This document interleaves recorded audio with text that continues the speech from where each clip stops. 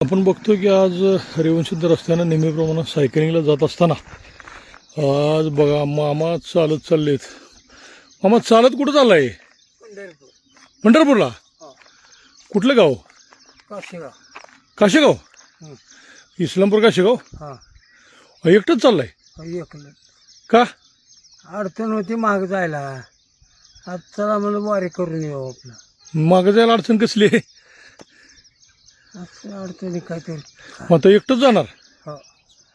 कधी पोचणार? ऊन एवढं कडक आहे. हळूहळू चाललं आपलं. कोण तर बरोबर असलं काय? नाही बरोबर नाही. कुणाला चल म्हणायचं आपण. मग घरात कोण नाही? आहे तर घरात पण कामाला धंद्यात आपल्या आपल्या. बर. हां. मग आता हे रस्ता माहीत आहे का? आता हे असं कुठं कुठं कसं देवघाट विचारत जायचं. बर बर बर चालतंय चालतंय. या पुढं हॉटेलवर तिथं थांबतो. या काहीतरी खायला देतो तुम्हाला.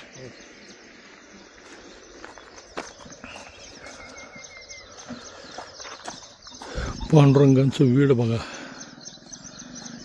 ना कोणी सोबतीला ना कोणी बरोबर. या वयामध्ये कुठला आजार असेल नसेल याची कसलीही काळजी न करता मागं जायचं नाही. फक्त पंढरी